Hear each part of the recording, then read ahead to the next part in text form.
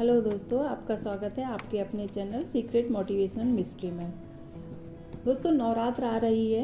नवरात्र 12 मार्च 2023 दिन बुधवार से शुरू होने वाली है और समाप्ति है नवरात्र का आखिरी दिन है 30 मार्च 2023 दिन गुरुवार को।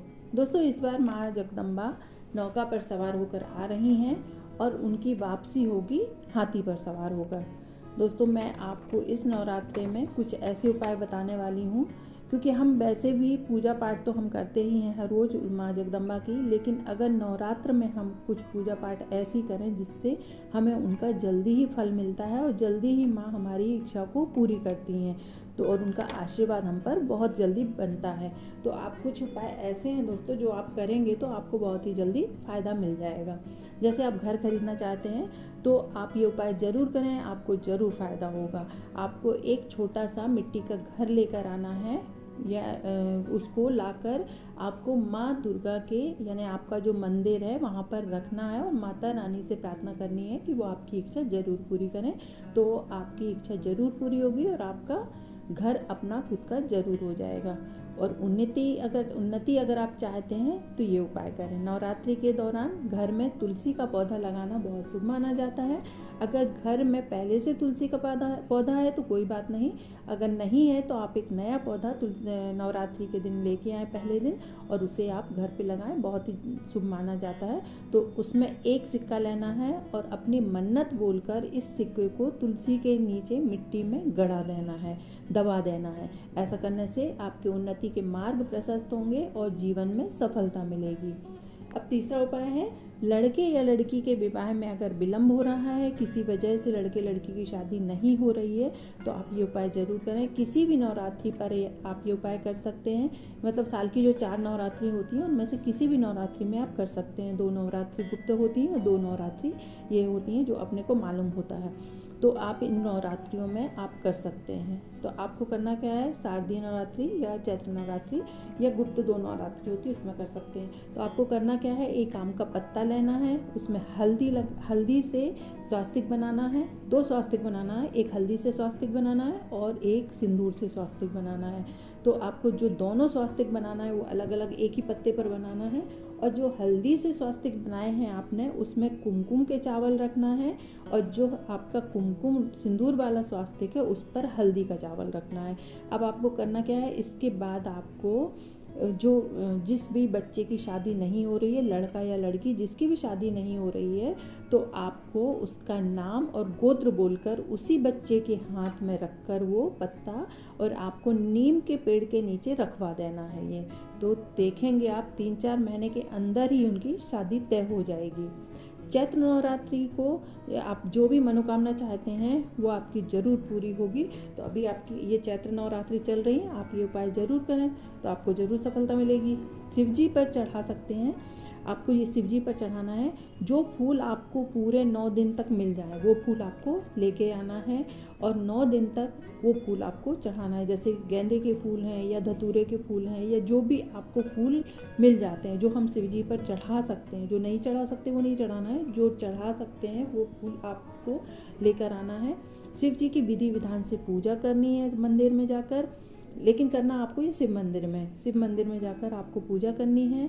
और पूजा करने के बाद जो 9 फूल हैं वो आपको शिव जी को समर्पित कर देना है, उनके ऊपर चढ़ा देना है और एक घी का दीपक जलाना है, गोल बत्ती वाला, जो आप मिट्टी का हो या जिसका भी आप चाहते हैं वो दीपक आप मंदिर में जला सकते हैं। आपको ऐसा करना है 9 ही दिन 9 बढ़ाते जाना है। जैसे इस बार 9 चढ़ाए आपने पहले दिन, उसके बाद दूसरे दिन जो 9 चढ़ाए वो तो है 9 और बढ़ा के चढ़ाना, उसके बाद आपको 9 और बढ़ा के चढ़ाना।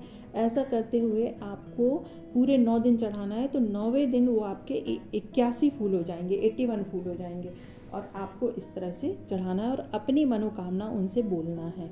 तो आपकी मनोकामना बहुत ही जल्दी भोले बाबा पूरी करेंगे।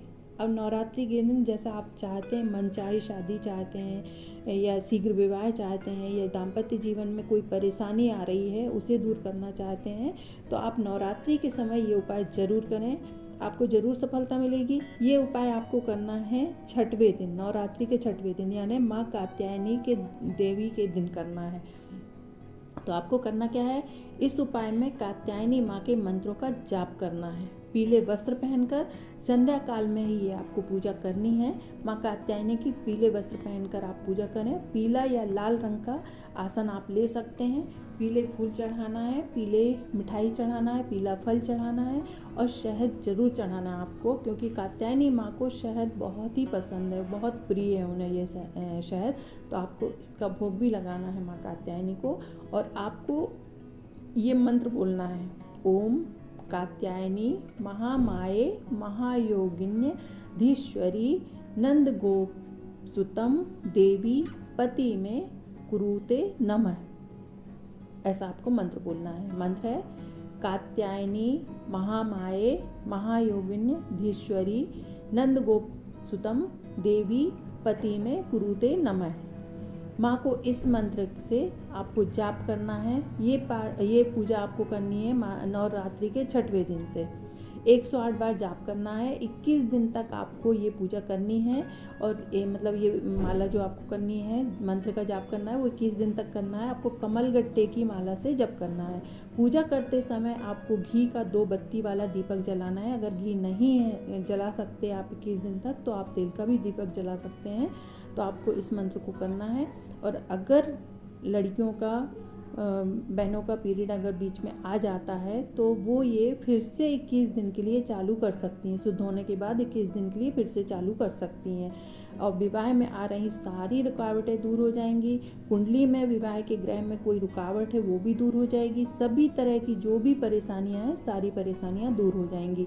और एक उपाय और है जो आपको प्रेम विवाह, शीघ्र विवाह के लिए रामबाण उपाय है। ये बहुत ही रामबाण काम करता है। ये जिन लोगों की शादी में अड़चनें आ रही हैं, कोई रुकावट आ रही है, घर वाले परिवार वाले या लड़की लड़का या कुछ इस तरह की प्रॉब्लम आ रही है कि तैयार नहीं हो रहे हैं और इस तरह की शादी में परेशानी आ रही है, तो उसे दूर करने के लिए नवरात्रि के 6वें दिन ही करना है आपको ये भी उपाय। माँ कात्यायनी के दिन करना है ये उपाय। या शाम को भी कर सकते हैं या सुबह भी कर सकते हैं। इसके पहले जो उपाय बताई हूँ वो आपको सिर्फ संध्या काल में करना है, लेकिन जो अभी उपाय बता रही हूँ वो आपको सुबह या शाम कभी भी कर सकते हैं। अब आपको इसमें चाहिए कि बतासे और लौंग और थोड़ा सा शहद।